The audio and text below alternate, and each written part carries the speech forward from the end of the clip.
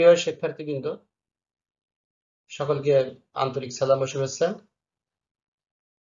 আজ আমি বেতন ও মজুরির চতুর্থ পর্ব নিয়ে আলোচনা করব। তো আমরা আজও একটি গাণিতিক সমস্যার সমাধান করব। এই গাণিতিক সমস্যার সমাধানের মাধ্যমে আমরা দুটি নতুন জিনিস শিখব। একটি হচ্ছে আমরা কিভাবে ওভারটাইম মজুরি বের করব তার সূত্র, এবং ভবিষ্যৎ তহবিলে যদি নিয়োগকারী প্রতিষ্ঠানে বা নিয়োগকারীর দান থাকে, সেই ক্ষেত্রে আমরা এই এন্ট্রিটা কি পোস্টিং করব। তো আমরা অঙ্কটা এখানে দেখতে পাচ্ছি যে রূপা লেদার কোম্পানির অফিসে কর্মরত দুইজন কর্মচারীর 2024 সালে মে মাসের উপার্জন ও কর্তন সমূহ নিম্নরূপ। তো আমাদের এখানে দুইজন কর্মচারী হচ্ছে, একজন মিঠুন আর একজন মাহিম। তো মূল মজুরি আছে আমাদের এখানে 25,000 টাকা মিথুনের, মাহিমের হচ্ছে 20,000 টাকা। বাড়ি ভাড়া ভাতা আছে 40%, মাহিমের 45%। মহার্ঘ ভাতা আছে উভয় বা দুজনের 20% আছে। চিকিৎসা ভাতা আছে দেখো মিথুনের 1,000 টাকা এবং মাহিমের 800 টাকা। এখন বিষয়টা হচ্ছে আমাদের আজকে এই যে ওভার টাইমটা, ওভার টাইম আমাদের আছে এখানে 20 ঘন্টা। হ্যাঁ, এই 20 ঘন্টা ওভার টাইম এবং এর আছে 15 ঘন্টা ওভার টাইম। এই 20 ঘন্টা এবং 15 ঘন্টা ওভার টাইম কি আমরা টাকায় পরিণত করব কিভাবে, সেটি আজ আমাদের মুখ্য জিনিস। এরপর আমাদের আছে ভবিষ্যৎ তহবিলে নিয়োগকারী ও কর্মীর দান। যদি এমন কখনো কোনো কথা থাকে, তো আমাদের অঙ্কের ভিতরে খেয়াল করতে হবে, যদি শুধু ভবিষ্যৎ তহবিলে কর্মীর দান থাকে সেটি শুধুমাত্র কর্তন, কিন্তু যদি নিয়োগকারী ও কর্মীর দান থাকে তাহলে নিয়োগকারী যেটি দেবে সেটি হচ্ছে এই কর্মীর উপার্জন হবে।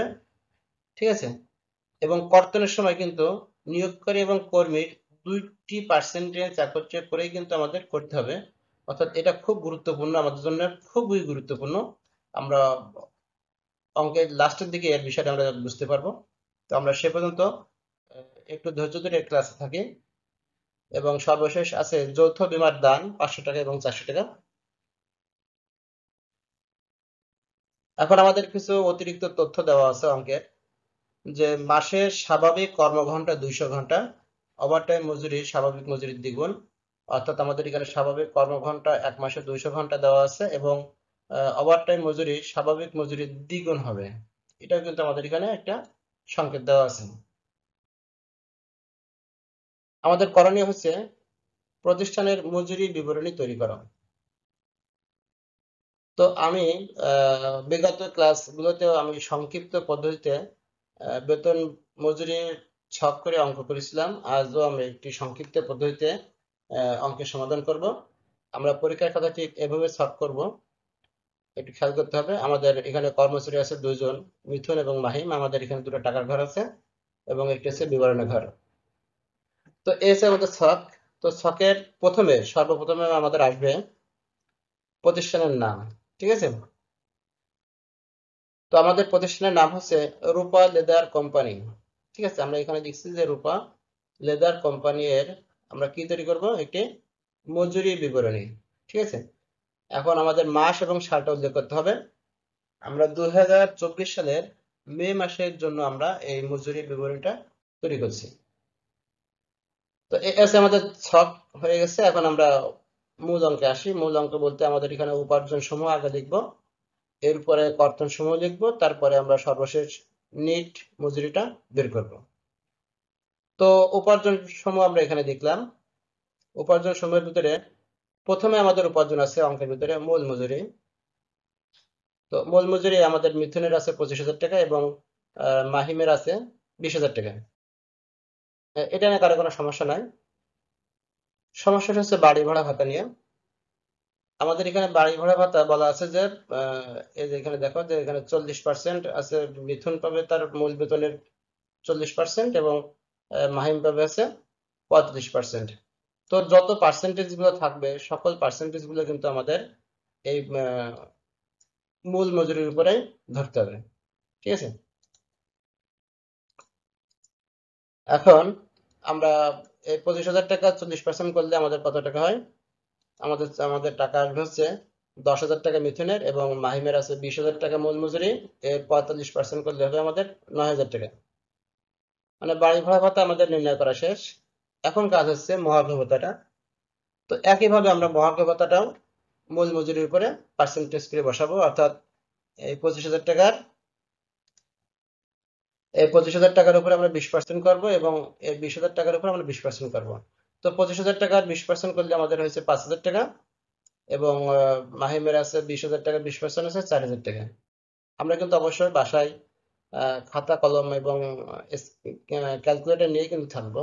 আমরা এই অঙ্কটা আগে প্রথমে খাতায় উঠাবো, আমরা এইভাবে একটি সলভ করবো এবং এর সঙ্গে সঙ্গে আমরা অঙ্কটা সমাধান করব, প্র্যাকটিস করবো আর কি। তো মহার্ঘ ভাতা আমাদের পোস্টিং হয়ে গেছে। এখন হচ্ছে চিকিৎসা ভাতা। তো চিকিৎসা ভাতা আমাদের এখানে রাউন্ড ফিগার আছে যে মিথুনের 1,000 টাকা, আমরা মিথুনের ঘরে 1,000 টাকা বসালাম এবং মাহিমের 800 টাকা, মাহিমের ঘরে 800 টাকা বসালাম। এখন হচ্ছে আমাদের ওভার টাইমটা। এই ওভার টাইমের কথা আমি বলছিলাম অঙ্কের শুরুতে যে ওভার টাইমটা হচ্ছে আমাদের কাছে খুব গুরুত্বপূর্ণ আজকের এটা, বা আজকের ক্লাসটার মধ্যে ওভার টাইমটা নিয়ে উপরে মানে ওভার টাইমটা বের করার নিয়মের উপরে আমাদের আজকের ক্লাসের মূল বিষয়। তো আমরা দেখি এখানে ওভারটাইম মজুরি বের করব কিভাবে। আমাদের ওভারটাইম মজুরি বের করার সূত্র হচ্ছে, প্রথমে আমরা কর্মঘন্টা দেব, কারণ এখানে আমাদের দুজন কর্মীরই কর্মঘন্টা দেওয়া আছে। মিথুন করে 20 ঘন্টা ওভারটাইম এবং মাইম করেছে 15 ঘন্টা। এজন্য আমরা প্রথমে কর্মঘন্টা দিছি, গুণ স্বাভাবিক মজুরি, মানে যার যে মজুরি থাকবে। যেমন মিথুনের আছে আমাদের এখানে 25,000 টাকা এবং মাহিমের আছে আমাদের 20,000 টাকা। তো আমরা যখন মিথুনের টাকা বের করবো তখন এখানে স্বাভাবিক মজুরি হবে মিথুনের 25,000 টাকা এবং মাহিমের হবে কত টাকা, 20,000 টাকা। একে ভাগ করে আমাদের এখানে এই যে 2 গুণ বলতে, 2 গুণ অর্থ হচ্ছে যে আমাদের এখানে দ্বিগুণ বলা আছে, এই দ্বিগুণটা হচ্ছে আমাদের এখানে কি 2। ঠিক আছে, যদি এখানে 3 গুণ 4 গুণ 1.5 গুণ থাকতো তো আমরা ঠিক যে গুণটা থাকবে আমরা এখানে সে বসাবো। তো এখন আমরা মিথুনের ক্ষেত্রে আসি। মিথুন কাজ করছে এখানে 20 ঘন্টা, আমরা এখানে 20 ঘন্টা লিখলাম, এই যে 20 ঘন্টা। ঠিক আছে, এখন স্বাভাবিক মজুরি আমাদের মিথুনের আছে 25,000 টাকা, আমরা এখানে বসাইছি 25,000 টাকা। কর্মঘন্টা আমাদের বলে দেওয়া আছে অঙ্কে যে মাসের স্বাভাবিক কর্মঘন্টা হচ্ছে 200 ঘন্টা, আমরা এখানে 200 ঘন্টাতে ভাগ করছি, গুণ আমরা এখানে সূত্রে বলতে হচ্ছে যে আমাদের এখানে অঙ্কে যে তথ্য দেওয়া আছে দ্বিগুণ, সে দুইটা আমরা এখানে বসালাম। তো 25,000 কে আমরা 200 তে ভাগ করব, তার সাথে 20 গুণ করব এবং 2 গুণ করলে আমাদের টাকার পরিমাণ হবে 500 টাকা। একই ক্ষেত্রে মাহিমের স্বাভাবিক মজুরি আছে কিন্তু এখানে 20,000 টাকা, আমরা এখানে স্বাভাবিক মজুরি 20,000 টাকা বসালাম, কর্মঘন্টা 200 ঘন্টা বসালাম, একে 2 দিয়ে গুণ করলে আমাদের মোট টাকা আছে 3,000 টাকা। তো আমরা ওভারটাইম মজুরির এখানে মিথুনের ঘরে টাকা লিখবো হচ্ছে 5,000 এবং মাহিমের ঘরে লিখবো হচ্ছে 3,000। মানে আমার মনে হয় যে ওভারটাইম মজুরিটা বের করে নেওয়ার কারো কোনো সমস্যা থাকার কথা না। হুম। তো এইভাবে আমরা কিন্তু ওভারটাইম মজুরিটা বের করবো যদি আমাদের অঙ্কের ভিতরে এমন কর্মঘন্টা দেওয়া থাকে। এরপরে যে বিষয়টা আছে বা যে আইটেমটি আছে সেটি হচ্ছে ভবিষ্যৎ তহবিলে নিয়োগকারী ও কর্মীর দান। আমি প্রশ্ন পড়ার সময় বলছিলাম যদি নিয়োগকারী প্রতিষ্ঠান কর্মীর ভবিষ্যৎ তহবিলে দান করে, তো ওই যে টাকাটা দান করছে ওই টাকাটা হচ্ছে কর্মীর উপার্জন। তো আমরা ভবিষ্যৎ তহবিলে কর্তার দান লিখলাম এখানে। আমাদের যদি পার্সেন্টেজ আছে 10%, তো এই যে মিথুনের 25,000 টাকা, যে 25,000 টাকা 10% করলে আমাদের হবে হচ্ছে এখানে 2500 টাকা এবং মাহিমের যে 20,000 টাকা আছে এই 20,000 টাকা 10% করলে আমাদের হবে এখানে 2,000 টাকা। ঠিক আছে, এখন আমাদের উপার্জন সমূহ শেষ। এখন আমরা কি করবো, নিচে একটা টাকা নিচে একটা দাগ দেবো, তাই না? তো দাগ দিয়ে আমাদের যোগফলটা বের করতে, মোট উপার্জন কত। আমাদের মিঠুনের হয়েছে 48,500 টাকা এবং মাহিমের আছে 38,800 টাকা। তো এই টাকার আমাদের নাম হবে হচ্ছে, আমরা যেহেতু উপার্জন করছিলাম, এই যে উপার্জন, উপার্জন সবগুলো হচ্ছে আমাদের এখানকার উপার্জন। তো এই জন্য এর নাম হবে আমাদের মোট উপার্জন। আমরা এর একটা নিক নেম দিলাম, সেটা হচ্ছে আমাদের ক, মানে আমরা একটা সাংকেতিক চিহ্ন দিলাম যে মোট উপার্জনকে আমরা ক দ্বারা মোট উপার্জন বোঝাচ্ছি। ঠিক আছে। এখন আমাদের যে যোগফল হয়েছিল যোগফলের নিচে আমরা আরেকটা দাগ দিব।